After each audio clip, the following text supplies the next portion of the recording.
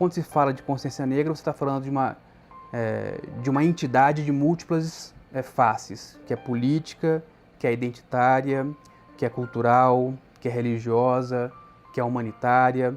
Portanto, é uma discussão que é fundamental para todos, não apenas para a população negra brasileira, para os afro-brasileiros, mas para todos, porque ela nos ensina uma forma de convivência, de respeito ao outro, de conhecimento do outro, que quase sempre não fez parte da história desse país, que é marcado por profundas desigualdades, por claras injustiças históricas e pela exclusão de boa parte dessa população nos espaços de poder, de representação, ao longo da sua história. Então, falar de consciência negra é falar, na verdade, não apenas de demandas, mas de um reconhecimento sobre a importância da cultura, da história, do pensamento negro no Brasil ao longo de toda a sua história.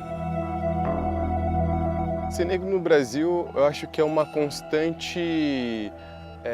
você está sempre sendo avaliado, né, por inúmeros fatores, né?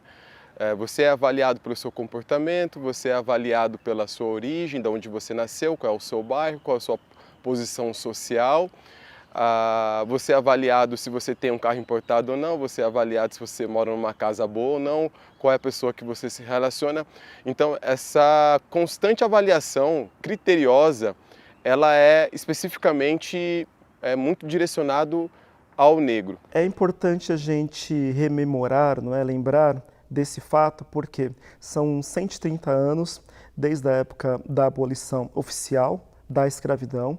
No entanto, até hoje, a gente tem diversas cicatrizes enormes na nossa sociedade devido a esses mais de 3 séculos de escravidão. As pessoas sempre confundem, acham, né, dia do negro, dia da consciência negra é o dia de todo brasileiro, né, reconhecer a passagem, o comprometimento, a contribuição da população negra nesse país. Então, ter consciência do que é ser um país, né, que teve uma das maiores escravidões aí quando a gente fala de povo negro e que durou também mais tempo. Nós temos só 130 anos, né, da oficial data de 1888, então um século não é nada. Então essa consciência negra ainda é muito recente. Eu tenho que falar que nós, brasileiros negros, somos 54% da população. Uns mais claros, outros mais escuros, entendeu? Mas nós somos 54% da população. Eu não quero comandar o país, de maneira nenhuma, mas eu quero que o país me comande e tenha respeito comigo. Eu quero ter no país a possibilidade de ver todos, brancos, negros, índios, o que for, com possibilidades de ler, estudar e juntos reconstruírem, se for necessário, um Brasil que às vezes está afundando lá. A gente sabe muito bem disso. Eu quero que todos, o meu sonho é que todos estejam juntos e empurrem o país para frente. Na maioria das vezes, a palavra negro, até se você procura lá no dicionário, é uma palavra que está associada a questões, a expressões negativas, né? Dia negro, coisa de preto e tantas fome negra e outras expressões que a gente vê que o contexto dessa síndrome aí de uma negritude não é uma coisa positiva. Isso vem de um olhar de uma raça superior à outra, porque quando a Europa tomou a decisão de invadir a África e desses africanos trazer eles para o Brasil, para que eles trabalhassem de graça para alimentar a riqueza daquelas colônias, esse olhar ainda é hoje. Então ele quer que esse determinado grupo ainda continue trabalhando de graça ou recebendo muito pouco, para que essa situação de poder dele ainda se mantenha. Então, quando a gente fala que o machismo não deve ser discutido só pelas mulheres, porque quem provoca o machismo são os homens. o racismo não deve ser discutido só pelos negros, porque quem provoca o racismo são os brancos. O sujeito que é gordo, ele está num grupo muito grande, só magrinho, ele vai sofrer. Até se acostumarem com ele ser gordinho, ele vai sofrer, porque vão fazer piadinhas sem graça, vão fazer uma pancada de coisas. E se for ao contrário também, se for todo mundo gordão e ele for magrinho, também vão fazer molecagem com ele, vão desrespeitá-lo. Sendo que aí dá para mexer e tal. Agora, a minha etnia não tem como mudar. E nem eu quero ser louro de olhos azuis. Eu quero ser o que eu sou. Eu quero exercer aquilo que eu aprendi ao longo da minha vida. Fiz um esforço muito grande, eu estudei, fui para a faculdade, botei meus filhos, eu tenho 3 filhos, Maurício, Aldo e Catarina, e a minha mulher, que era branca, Deus já levou, né? Minha mulher foi desrespeitada quando nós nos casamos, porque faziam piadinhas sem graça, entende? Mas a Juripaca afiava quando tinha o desrespeito. Eu lembrei esses dias que, com 14 anos, eu com um grupo de amigos jogando bola, voltando para casa, a polícia parou a gente.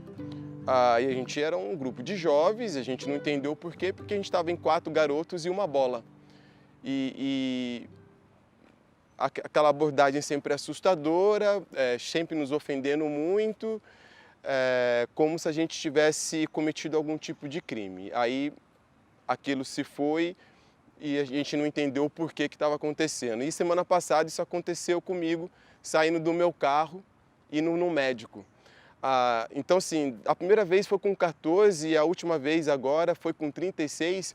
E eu me pergunto, até quando? Né? Por que abordar uma pessoa que está saindo dentro do seu próprio carro? Será que isso acontece com as outras pessoas? Eu estava no hortifruti, aí passou um rapaz que me conhece, né? E ele falou, alô, doutora. Ele soltou aquilo alto. Tinha uma mulher que ela parou, me olhou de cima a baixo. Eu só virei a cara e ri. Ela, tipo assim, doutora? Porque eu estava vestido como eu vou comprar fruta, verdura, porque eu vou... Ela olhou de cima a baixo. Então, acho que a falta de conhecimento das pessoas, não sei se é preconceito, é uma ideia que se tem quando você olha e já imagina, ou não imagina o que seja aquela pessoa. Como já passou umas lá, principalmente por isso que eu digo, do meio científico, as pessoas me conhecem, eu acho que eles nem olham só a cor, porque eu fico rindo tanto. Eu acho uma coisa tão tranquila que eu acho que eles nem passam pela cabeça deles essa coisa da cor. Se tem, não chegaram para mim, não falaram.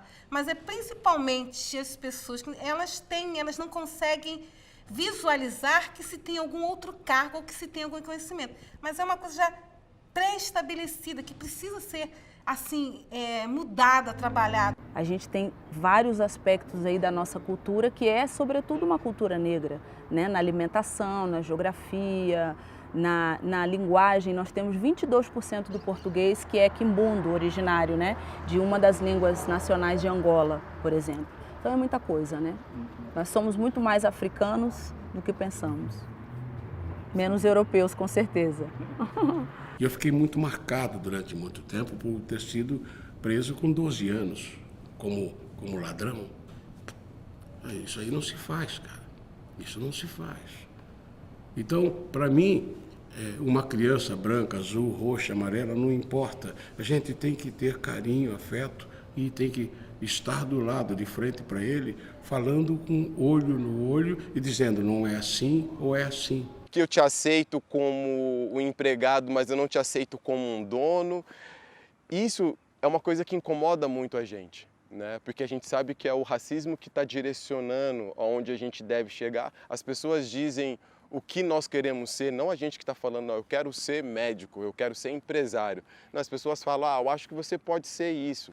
Ou, né, o RH ele é tão opressor quanto a polícia na periferia. Porque o RH que diz se você entra ou se você não entra. Ela olha para você, o seu cabelo é muito armado, acho que você tem que usar seu cabelo preso. Né? Mas ela não fala para a pessoa que tem o cabelo liso, olha, seu cabelo é muito liso. Então, o racismo ele não está somente na agressão física ou verbal, ela está também nos pequenos detalhes. O atendimento no restaurante, como você se veste, a catraca do banco trava ou não trava. Um juiz negro hoje andando no corredor do fórum, com certeza ele vai ser perguntado sobre onde fica determinado tipo de sala, ambiente, porque eles vão confundi-lo com segurança. Não que ser segurança, evidentemente, seja menos do que ser juiz, mas ele vai ser confundido. Na verdade, é que ser segurança ele pode, ser magistrado não. O trabalho do magistrado no dia a dia, em salas de audiências, em condução de processos que lida com o público, vai ter certa dificuldade. Eu mesmo tive dificuldade ao julgar uma injúria racial, o advogado questionar a minha competência para julgar o processo. Então, isso vai ser questionado. Mas, a meu ver, existe outra coisa muito mais séria, né? Ou a gente, além de passarmos por esse processo, existe uma outra coisa muito paradoxal, que as pessoas, quando compreendem que nós pertencemos ao Poder Judiciário, elas não nos compreendem enquanto negro como identidade. Há um processo de embranquecimento muito claro, muito ali, muito bem definido, ou seja, vocês agora são juízes, esqueçam essa discussão sobre raça, sobre cor.